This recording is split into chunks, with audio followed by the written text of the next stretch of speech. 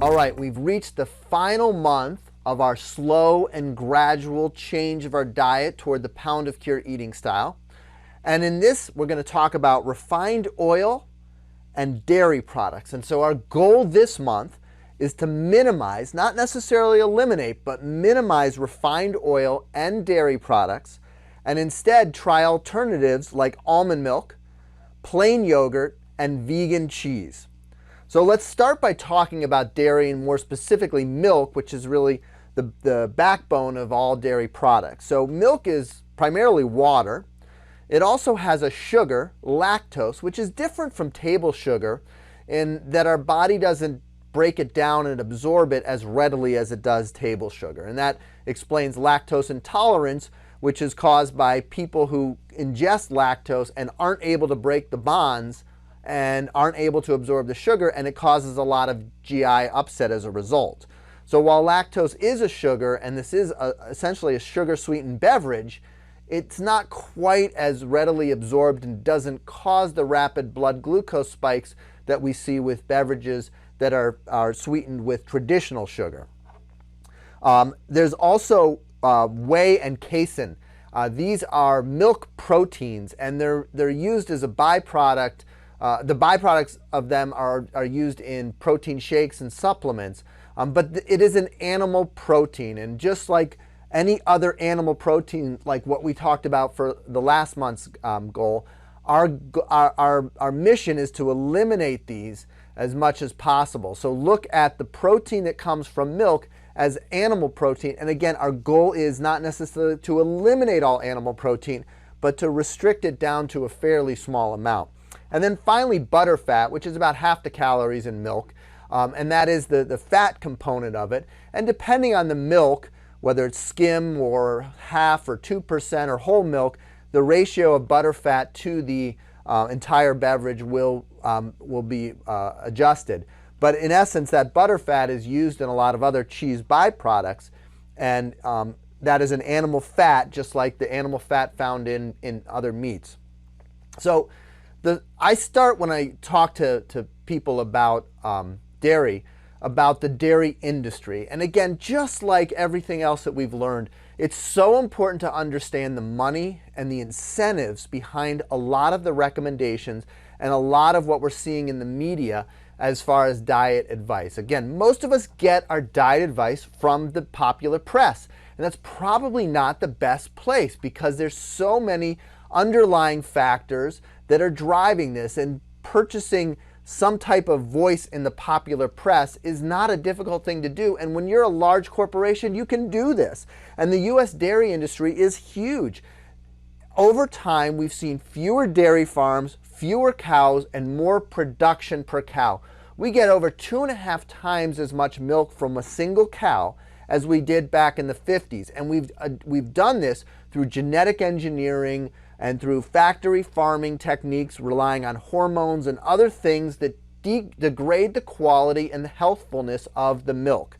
So as the dairy industry's grown, they've been able to produce more of a product for less cost, and as a result have degraded the health of the milk. So this is big business. All of us know the Got Milk campaign, and when you start seeing something like this, that is not a cheap ad campaign that they've launched. And you're only going to get that level of advertisement if you're spending a tremendous amount of money. And that's going to drive a lot of what we hear and think about the dairy industry. So if we go back a couple of years, what we find is that the dairy industry has a long history of promoting inaccurate claims in the popular press and even the scientific literature.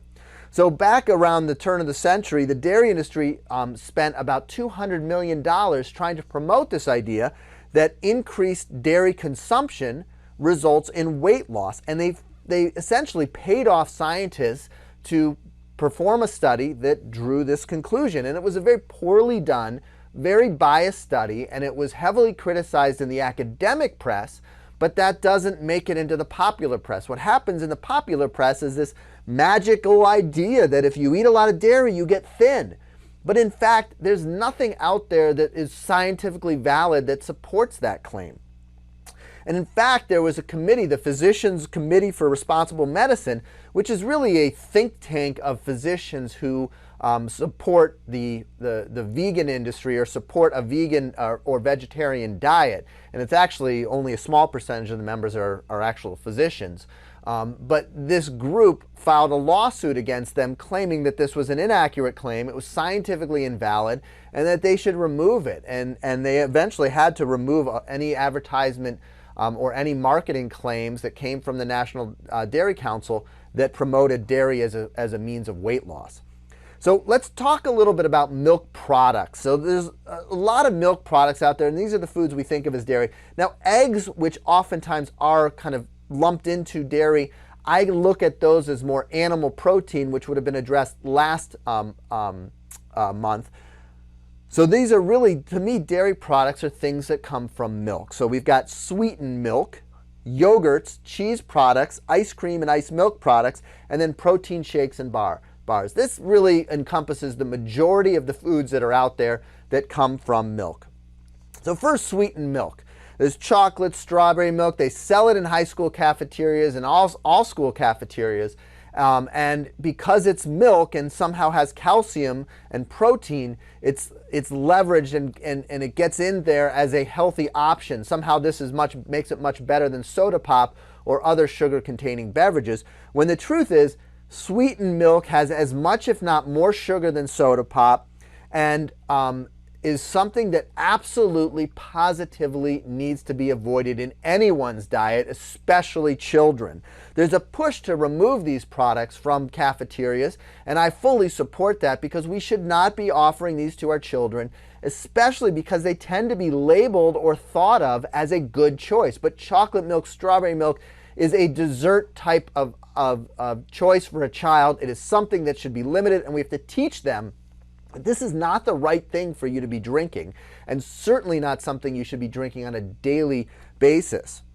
Now, yogurt also is something that the food industry, the dairy industry specifically, has hijacked. Yogurt has a lot of bacteria in it, and these bacteria, as we're finding out more and more, are super healthy and add a lot of functionality and actually can help to lower our set point. So yogurt in and of itself is actually a great choice, and it's something that you can eat while following the pound of cured diet. I consider it an animal protein, but plain yogurt that has not been processed in any way, has not been sweetened, has not been flavored, makes a great addition and is probably one of the better animal protein choices that you can make on this program. But flavored yogurts, strawberry yogurt, blueberry yogurt, you name it, they got, key lime pie yogurt, all of it is out there, is either sugar sweetened or artificially sweetened. All of it, to my knowledge. If anyone out there knows of a flavored yogurt that does not have either an artificial sweetener or added sugar, it's not always listed as sugar, it's evaporated cane juice or any other derivation of sugar. But if you know of one, please let me know. So in general, we want to avoid the flavored yogurts. If we want strawberry yogurt, we buy plain yogurt, we buy strawberries, we stick them together in a blender, blend them up, and they're delicious. Cheese products. A lot of people think cheese is high in protein. Especially I found bariatric surgery patients rely heavily on cheese sticks and low-fat cheese products as a healthy protein option. Most cheese has about 90% of the calories coming from fat, the butter fat, the animal protein fat that we talked about. Eating cheese and eating butter is not that different. So in general, any of these cheese products should be avoided as much as possible, and if you do eat them, you should eat the smallest amount you possibly can. Even the low-fat cheese products have about 60% of their calories that come from fat. So these mozzarella cheese sticks and other healthy, high-protein snacks are actually primarily fat and should be avoided. So don't look at any cheese products at all as a good source of protein or something that you can eat that will promote weight loss. It will not promote weight loss. It promotes weight gain and is something we should minimize as much as possible. And when I work with patients, a lot of times getting rid of cheese is something that's a real struggle because a lot of people out there love cheese, and I don't blame them. It's delicious, but we have to recognize it for what it is, which is a heavily processed, primarily fat-based animal protein that we should eat as little of as possible. Ice cream and milk, most of us understand that that stuff is essentially a dessert and has a ton of refined sugar. And there's a lot of low-fat claims and low-calorie claims, and because fat has a lot of calories, by reducing or eliminating the fat, you can bring down the calorie count. And while that may help a tiny bit, it still is primarily a very heavily sweetened food, and is something that we should look at as a dessert product, a special treat, something we look to eat as little of as possible. Oftentimes there's also a lot of artificial sweeteners, especially in some of the diabetic ice cream and things like that. You can really process ice cream quite heavily and take a lot of the calories out of it, but it doesn't make it a good food choice. It doesn't make it a healthy option for you. Is it better than the full fat, fully sweetened ice cream that's out there? Probably, but I wouldn't look at it as a huge improvement. When I talk to patients who are struggling to get off of ice cream, I recommend this machine, the YoNana. It's one of my favorite products out there. It's relatively inexpensive. This product is maybe 50 or 60 bucks, and you take frozen fruit, primarily bananas, and I think bananas really have to be at the base. You can do it with other frozen fruit as well, and you basically just stick it right in here, and it's essentially a blender, but it makes it really easy and convenient to get the stuff out. It's not too hard to clean, it's inexpensive, and it really is a great choice for anybody who's trying to get off of ice cream. And we call this nice cream, but you essentially are taking frozen bananas. I like to mix mine with some unsweetened cocoa powder and then use a little all-natural peanut butter as a topping. And I'll tell you, it is as good as any ice cream out there. And you're eating essentially bananas, unsweetened cocoa powder, and peanut butter, which in the grand scheme of things is about as healthy of an ice cream as you can ever eat. Is it something you should eat every day at every meal? Probably not. But even once a day is not an unreasonable way, as long as you're transitioning away from other heavily sweetened foods like ice cream. Protein shakes and bars, we've addressed this before, but they are probably one of the most processed foods out there. Protein bars are candy bars with whey protein added. End of sentence. There may be some artificial sweeteners in there or something to reduce the calorie count, but in general, these things are a way to get us to pay twice as much as we normally would for a candy bar and eat it thinking that we're doing something good for our body, and we're not, and we shouldn't be eating these things. And protein shakes also, they're heavily processed, they're artificially sweetened, they're artificially flavored, they use animal protein as their base, most of them. And these are things that we should be eliminating from our diet as quickly as possible. I do use them in my pre- and post-operative bariatric surgery patients, but only for a very short period of time. My goal is always to get people off of these things as quickly as possible. And depending on how your body's absorbing nutrients, we can typically do that within a few months after surgery. Another note about dairy is this idea of, or this additive called RBGH, a recombinant bovine growth hormone. And it's one of the tricks the dairy industry uses to get 2.5 times as much milk out of cows as we did before. It triggers a milk production, and there's a lot of criticism about whether this is a safe food or not. What we find is that milk that's produced from cows who are given RBGH have higher levels of a compound called IGF-1. And IGF-1 is a known carcinogen. RBGH is banned in most European countries and Canada as well, and we should ban it in our country, but the Dairy Council has so much power that that's really, really difficult. All the safety studies that show that this is actually healthy and doesn't have any impact and isn't a carcinogen were of course funded by the company that makes RBGH. This is big business. They're leveraging our health and they're manipulating our government in order to allow us to continue this process. Some organic milk products will not use, all organic milk products will not use this, but it's such a gray area and such a slippery slope that it's not always easy to tell whether the milk products you're consuming. As we're going on this program and adopting this way of eating, we're going to minimize milk as much as possible, which is really the best way to stay away from RBGH. So let's talk about some dairy alternatives. There's a lot of good dairy alternatives out there. There's rice milk, there's hemp and coconut milk, and there's soy milk. Rice milk's not something I typically recommend. It tends to be high in sugar, and the sugar that's in these milk alternatives it's not lactose. It's typically a more like a table sugar type of product that's more readily available. So rice milk has a lot of sugar. Hemp and coconut milk have some sugar, have a little bit of fat. They're better options. I think these are definitely reasonable options, as is soy milk. We talked in the past about soy milk and how it has some estrogen stimulating properties and should probably be limited to maybe once a day, and soy milk certainly falls in that category. So this, again, very few people are drinking that much soy milk that it's an issue. Soy milk's reasonable, but another important thing is all of these are often sweetened and flavored. So you can find chocolate flavored soy milk, and there's often a lot of added sugar, but there are also unsweetened varieties. And whenever we're looking for dairy alternatives, we're always looking for unsweetened. That's important. The real winner, in my opinion, in the dairy alternative space is almond milk. It contains omega-3 fatty acids, which are probably the best fats that are out there, and that's because almonds are naturally high in omega-3s. There's no saturated fat. It's a non-animal protein fat. It has fiber in it, believe it or not. It's high in nutrition, so you don't need to add vitamins the way some milk is fortified. It doesn't require refrigeration. It's not particularly expensive. The unsweetened varieties do not have added sugar in it, and don't have a lot of sugar, and it has about 75% of the calcium that we find in cow's milk.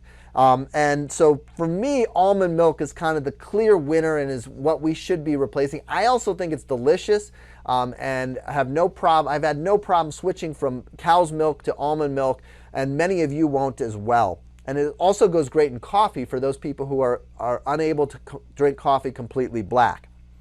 So now let's talk about calcium, because calcium is always the reason why people say that dairy products are healthy. You know, I'm eating milk, so I'm getting plenty of calcium, right? Well, it's not quite so simple. Calcium is a electrolyte that is in our body, and it's critical for bone health and for cardiac health and for a lot of other functions in our body. And but it is heavily regulated by a lot of different organ systems. And what happens is when you eat a lot of animal protein and animal fat, that creates an acidic environment in the blood that creates excess acid. And calcium is one of the main things that our body uses to buffer acid. So by eating a diet high in animal protein, our body needs to use calcium to buffer it, and as a result, we excrete more calcium in the urine. So we get ourselves on this hamster wheel where we're eating dairy products to increase our calcium, but as a result, we're excreting more calcium in our urine. So we have to eat even more calcium, which causes us to eat in the form of dairy, and which causes us to excrete even more. And this hamster wheel is it's not something that we can keep up with. There are a lot of other foods that contain calcium, and we don't need to drink milk or eat dairy products to get calcium. Almonds have lots of calcium. Kale has lots of calcium. Collard greens, essentially green leafy vegetables, nuts and seeds, are really one of the best ways. Also things like figs and broccoli, bok choy, which is kind of a green leafy vegetable, sesame seeds and spinach. All of these are great options, and they don't acidify your urine, so your body doesn't have to excrete the calcium in order when you consume it. So you can actually eat maybe half or 2/3 as much calcium, but if you're getting it from these sources, we don't excrete as much, and so we don't need as much. So you do not need dairy products to get enough calcium. In many ways, consuming lots of dairy may in fact decrease your overall calcium stores, and is something that we should be looking for alternatives to. And those other foods that we just talked about are great alternatives. So let's talk about something that I kind of consider one of the highest levels of difficulty in the Pound to Cure program, and that's this idea of vegan cheese. Now, thankfully, there's actually a lot of vegan cheese products that are out there. Some of them are good, some are really heavily processed. It's not quite so clear cut, but if you're disciplined and read the ingredient labels closely and do your research, you can find some store-bought vegan cheese alternatives that'll even melt like regular cheese. And these are valid and reasonable alternatives. You can also make them yourself, and we have some recipes. And every time I eat vegan cheese, I'm amazed at how delicious it is. I especially like kind of the softer cheeses, like the more crumbly type of cheeses that work almost like a spread with vegetables. These things are amazing. And they typically are made with nuts and seeds. There's a bunch. They'll be made with soybeans. Sometimes they add some coconut oil. Sometimes there's some rice in them. Almonds, and then kind of the two magical ingredients are nutritional yeast. Nutritional yeast gives it a little bit of that cheese flavor, and then agar, which is what can make it gooey and essentially make it able to melt.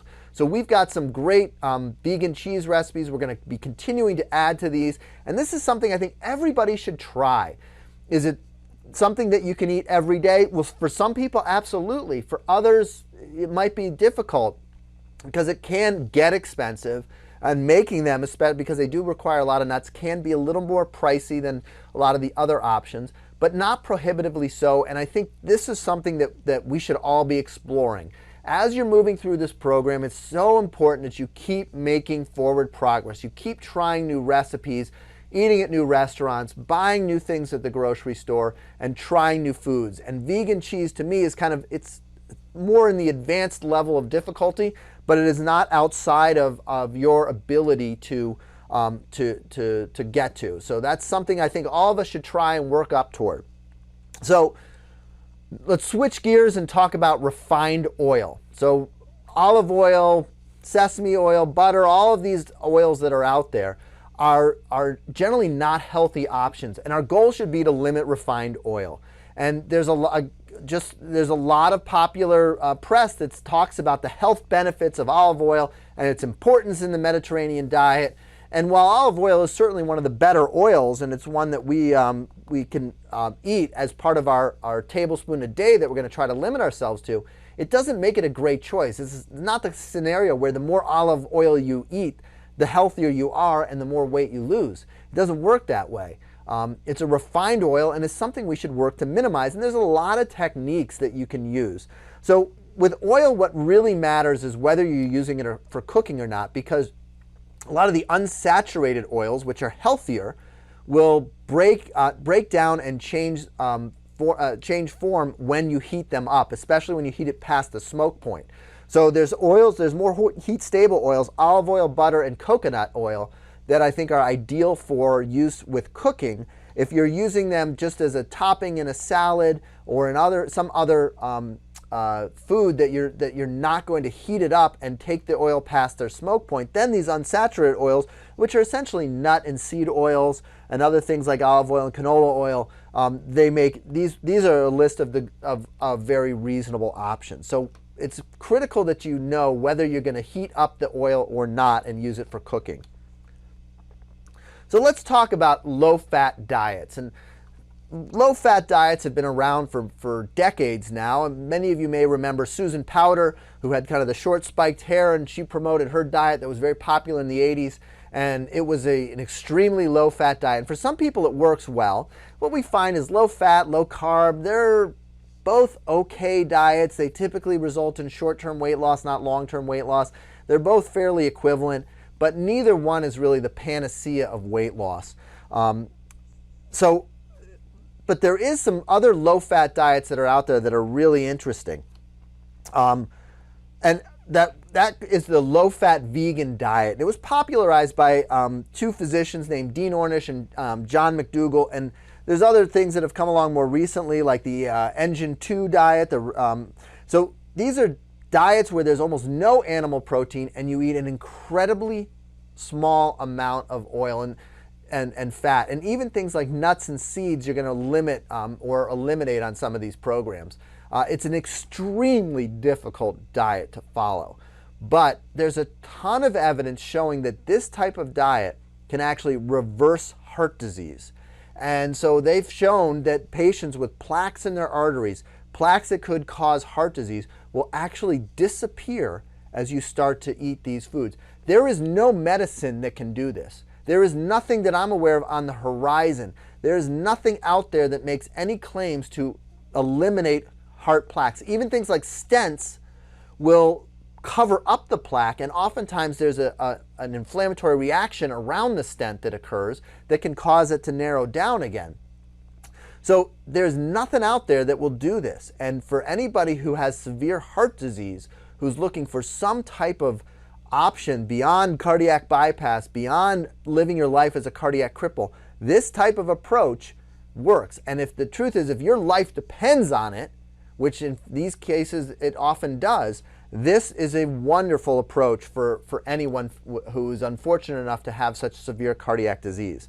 So eliminating oil is a really, really difficult task. I tend to work with, in our program, to minimize it as much as possible. I think if you can keep it under a tablespoon, it's not going to impact things. Again, this is very similar to animal protein, where a low dose causes only a small increase, and it's not until you start to increase the amount, as the amount going that way, as you increase the amount, that the health effects of this become apparent. So small amounts of oil typically are well tolerated and aren't going to compromise your overall health. It's only when we get past a couple of tablespoons a day that we start seeing it really interfere with our weight loss and really interfere with our cardiac health. So our goal is not to eliminate them, but to minimize them. Another note about some oils that we absolutely must avoid are these hydrogenated and partially hydrogenated oils. These are essentially trans fats, and trans fats may be some of the most poisonous foods on the planet. Things like margarine, soybean oil, corn oil, or other oils, and things like lard. These aren't trans fats, but they're oils that we should be avoiding as much as possible. And also, a lot of the nut oils, when they're heated past their smoke point, will flip into this trans fat orientation and essentially become as dangerous as Crisco, which is the classic trans fat. Although I don't think Crisco today is still a trans fat, because for the most part they've been minimized or even banned in this country. So let's talk about how we eat oil typically, and then how we're going to limit it. So refined oil is typically used in cooking, in salad dressings, and in processed foods. So let's kind of break those down. So let's first talk about how to cook with less oil.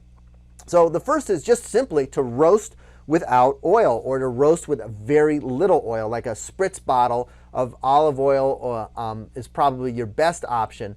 What I've found also is that parchment paper is super effective at limiting the amount of oil that you can use. Putting parchment paper down on a baking sheet can allow you to use a tablespoon of oil to roast an entire baking sheet's worth of vegetables. And because of the way the oil kind of sits on the parchment paper, it tends to still have a lot of that roasting kind of caramelization that we look for, but it requires so little oil. So anybody who hasn't tried roasting vegetables with parchment paper, give that a shot. It's really a great trick. So roasting with either without oil or with just the smallest amount, and again, a tablespoon for what amounts to about 1.5 pounds of vegetables typically on a baking sheet is a really great ratio. There's one, you can eat those vegetables liberally without any concern for the oil that we've added. Another is to sweat with water or vegetable broth in kind of like a saute without oil technique. And then finally, steaming and spritzing. So let's talk a little bit about steaming and spritzing. Steaming and spritzing is a great option for anyone who wants to have some of the flavor of oil in their vegetable dish, but doesn't want to worry about using too much of it during the roasting process. And what it also allows us to do is use some of these unsaturated oils, the nut and seed oils and the high quality olive oils, even those that are infused with herbs and other spices which add a tremendous amount of flavor. We can use these oils on the dish without worrying about them being heated too high, where they flip into this trans fat orientation. So what you do to steam and spritz is very simple. You just steam the vegetable, and then when you're done, you spritz it with some of the olive oil, and you get the flavor of the oil in every bite of the vegetable dish, but you're not heating it up, you're not using too much of it, and it really is a great option for someone who is looking to cook their vegetables as healthy as possible, but still add some of that oil flavor. So another way that people struggle with eliminating oils is in the use of salad dressings. Now, first of all, salad dressings aren't always necessary. There's a lot of other things you can use. First of all, just adding nuts and seeds to a salad will impart a lot of flavor to it without needing to add the oil that's in salad dressing. Other things like salsa or guacamole make great options. And sometimes what I'll do is use an animal protein, like if I cook a small amount of salmon that I'm going to mix in my salad. Salmon has a lot of natural oils in it, and the oils of the salmon will act a little bit like a salad dressing. Also, a kind of runny egg on a salad can have that same effect, where the yolk of the egg can work toward and act like a salad dressing. But we also have recipes for salad dressings that are made without oil. And on the left here, we've got a traditional vinaigrette dressing, and most vinaigrette dressing has a lot of oil, 8 ounces of oil. Some garlic, basil, balsamic vinegar, and then we add a little sugar oftentimes to a vinaigrette dressing. For our recipe, instead of the oil, we use pine nuts. We've still got garlic, we've still got basil, we've still got balsamic vinegar, and then you need to usually add a little bit of water just to thin it out so it's the right consistency, and we don't add the sugar to it as well. So here is an incredibly healthy vinaigrette style dressing. It's delicious if you haven't tried it. And it's something that you can eat and add as much of it to your salad without any concern for making it less healthy, because everything on there these are all foods that we can eat in an unlimited amount on the Pound to Cure plan. So try some of these dressings, come up with recipes on your own, but essentially all we do is we replace the oil with some type of nut or seed, and they make a great option.